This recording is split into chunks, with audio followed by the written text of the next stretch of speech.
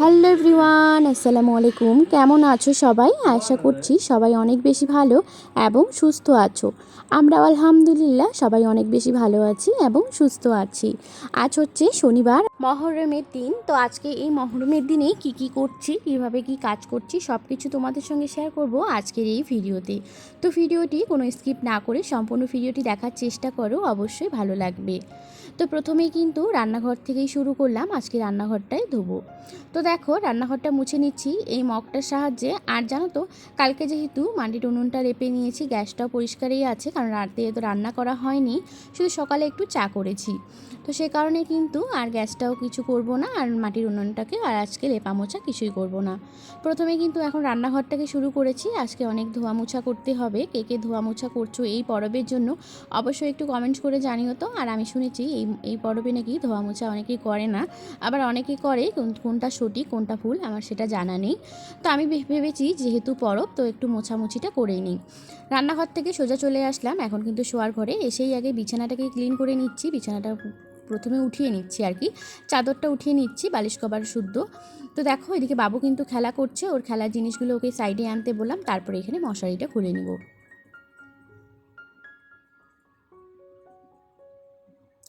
পরবে ধোয়াধুয়ি যেহেতু করছি, তাই ভাবলাম বিছানাটার সাথে সাথে মশারিটাও ধুয়ে নিই। আর বাড়িতে আজকে অনেক কাপড় চোপড়ও ধুয়েছি, যেগুলো তোমাদের সঙ্গে একদম শেয়ার করতে পারিনি। তো ওগুলো কাপড় কিন্তু কুয়োর পাড়ে যেগুলো ছিল সেগুলা, তারপরে হাজব্যান্ডের কয়েকটা কাপড় জামা ছিল, ওগুলো সব কিছু কেচে দিয়েছি। কিন্তু ওখানে আর ক্যামেরা নিয়ে যাওয়া আমার একদম পসিবল হয়নি, যেহেতু আমি একটু লুকিয়ে ভিডিওটা করি। তো সে কারণে কিন্তু তোমাদের সামনে সেইভাবে আর উঠানটা, তারপরে কুয়ার পাড়, অনেক কিছু আর কি ওগুলো শেয়ার করতে পারি না। তো এদিকে আমি মশারিটা খুলতে পারছি না, তাই হাজব্যান্ডকে বললাম, উনি কিন্তু ভালো করে এই মশারিটা খুলে দিচ্ছিল। আর যেহেতু উনি মশারি লাগায়, সে কারণে কিন্তু ওনার কাছ থেকে খুলে নেওয়া হলো। আর এদিকে কিন্তু বাবু এখন খেলা করছে, সবাই এখন চা খাওয়া দাওয়া করে বিছানায় ও চলে এসেছে খাওয়া দাওয়া করে। ও এখন খেলা করছে, আর আমার এদিকে কাজগুলো আমি করে নেব। তো বিছানার চাদরটাকে আমি সার্ফের পানিতে ভিজিয়ে সব কিছু কাপড় চোপড় একদম ড্রাপে, একদম বড় ড্রপে একটা ভিজিয়ে দিয়ে চলে আসলাম। এখন এসে কিন্তু ঘরটাকে প্রথমে ঝেড়ে নিচ্ছি, তারপরে কিন্তু যে দেখতে পাচ্ছ ঝাড়ু করে নিচ্ছি। সোফার ভিতর থেকেও ময়লা বের হচ্ছে, যেহেতু সোফাটা সবসময় সরানো হয় না, সে কারণে তাই ভাবলাম যে আজকে সোফাটাও একটু সরিয়ে দিয়ে তারপরে এগুলা ঝাড়াঝাড়িগুলো করে নিয়ে তারপরে একবারই ঘরটা মুছবো, তাহলে একটু সুবিধা হবে। তো দেখো এদিকে কিন্তু এখন সবাই খেলাধুলা করছে, বাইরে ঘোরাঘুরি করছে। হাজবেন্ড আবার এসে একটু শুইলো। আমি ওনাকে বললাম যে আমি ভিডিও অন করেছি, তার সেই জন্য কিন্তু একটু পরে ওখান থেকে উঠে গেছে। এখন কিন্তু এই মগটা দিয়েই শুধু আজকে মুছে নেব। আর আমি ইদানিং কিন্তু মগটা দিয়ে মোছামুছি করছি, সেরকম আর কি। আর কাপড় দিয়ে যে হয় না, কাপড় দিয়ে মোছামুছি, সেগুলো আর করছি না, এটা দিয়ে করতেছি। তোমরা দেখেছো বৃহস্পতিবার ভিডিওতেও দেখেছো যে আমি এভাবেই মুছে নিয়েছি। তো এখন যেহেতু 2 দিন 3 দিন পর পর একটু ঘরটা মুছে নেই, তো সে কারণে আর এত নোংরাটা একটা হয় না।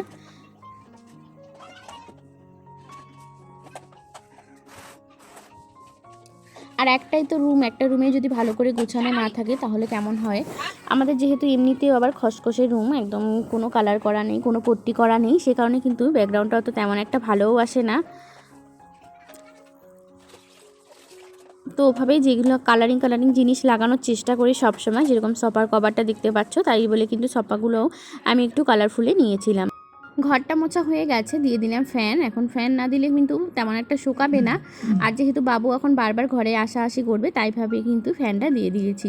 এই যে দেখো আমার সম্পূর্ণ রুম, এটা হচ্ছে আমার রুম, এখানে যে বেডরুম আর কি। তো একটাই রুম, এটাকে যেভাবে পারি সেভাবে একটু গুছিয়ে গাছ করে রাখার চেষ্টা করি, গোছগাছ করে আর কি। তারপরে কিন্তু ছান করে চলে আসলাম ঘরে। এখন এসেই কিন্তু আগে বিছানা চাদরটাকে পেতে নিচ্ছি, কারণ বিছানাটা কেমন দেখা যাচ্ছে। কারণ বিছানার চাদর যদি পাতা না থাকে, তাহলে পুরো ঘরটার লুকটাই কেমন যেন একটা উস্কো খুস্কো হয়ে যায়। যেরকম আমরা মাথায় তেল না দিলে চুলগুলো কেমন উস্কো খুস্কো হয়ে যায়, সেরকমই কিন্তু বিছানায় যদি চাদর না পাতি, তাহলে কিন্তু একদম ঘরটা কীরকম একটা হয়ে যায়।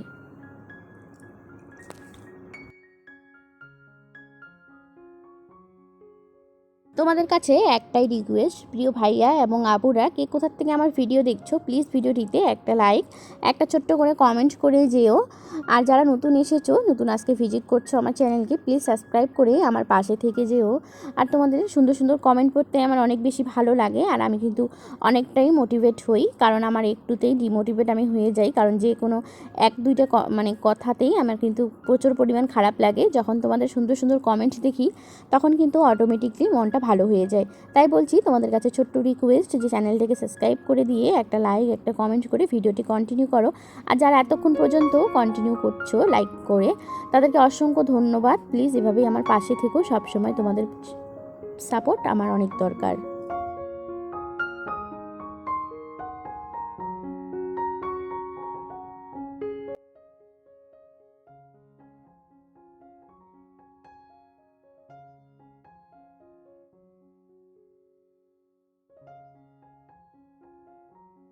এদিকে বিছানা গুছিয়ে ঘরটা কমপ্লিট করে গুছিয়ে তারপরেই চলে গেলাম কলে। 2 বালতি নিয়েছি, 2টা বোতল ভাইস্তার, কিন্তু যেহেতু আমাকে ভিডিওটা করে দিচ্ছে সে কারণে ওর বোতলগুলো একটু আমাকে ধরতে দিয়েছে।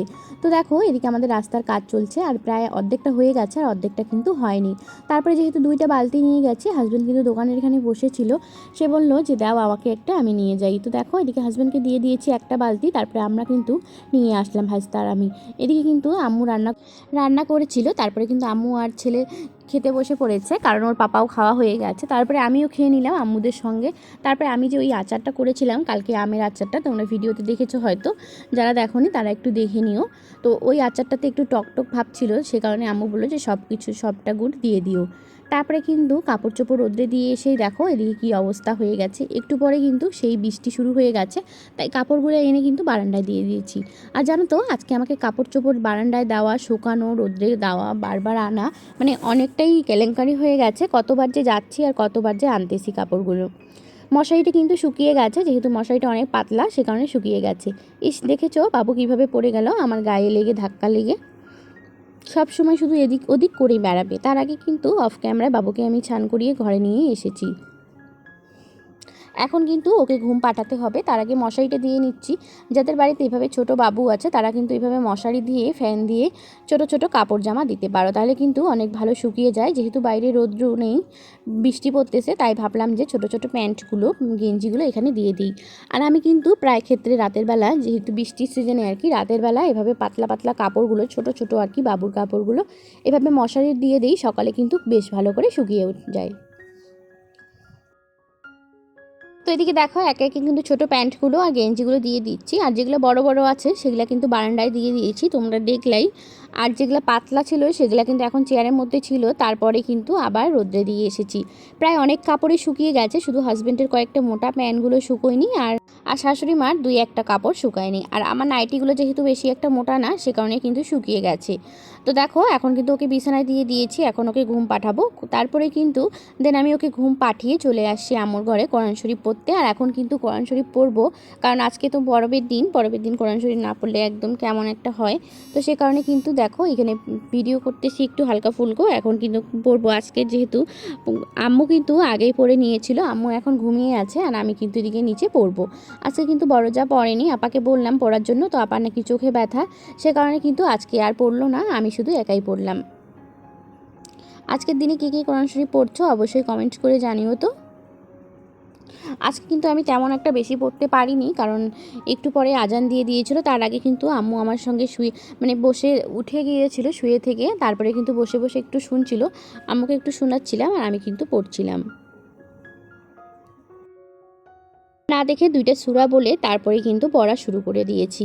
তো দেখো তারপর থেকে আর কোনো ভিডিও করতে পারিনি, একবারে সন্ধ্যার রান্না। আজকে যেহেতু মসজিদে নিয়ে যাবে, আমাদের এখানে কিন্তু মসজিদে আজকের দিনে ভাত নিয়ে যায়। তোমাদের এদিকে কী কীরকম তোমরা মহরম পালন করো অবশ্যই কিন্তু একটু কমেন্ট করে জানিও। তো দেখো এদিকে কিন্তু মাংসটা ম্যারিনেট করে রেখে দিয়েছি, আর এদিকে মশলাটাও করে নিয়েছি। তারপরে কিন্তু মশলাটা এখানে ভেজে নিলাম, আর ওইখানে ম্যারিনেট করতে ওখানে একটু আদা কুচিও দিয়ে দিয়েছি, সে কারণে কিন্তু আর আদা পরে আর কোনো অ্যাড করিনি। তো দেখো ভেজে রাখা মশলাটাতেই এখন দিয়ে দিলাম ম্যারিনেট করা মাংসটা। তারপরে কিন্তু মাংস হয়ে গেছে, অনেকক্ষণ পরেই আবার ভিডিও অন করলাম। রান্নাবাড়া সমস্ত কিছু কমপ্লিট করে দাদাকে দিয়ে দিয়েছি, দাদা কিন্তু ভাত নিয়ে গেছে, আমাদের 3 বাড়ির ভাত এক জায়গায় নিয়ে গেছে। তারপর থেকে এদিকে দেখো মসজিদে এখন মিলাদ শুরু হয়ে গেছে।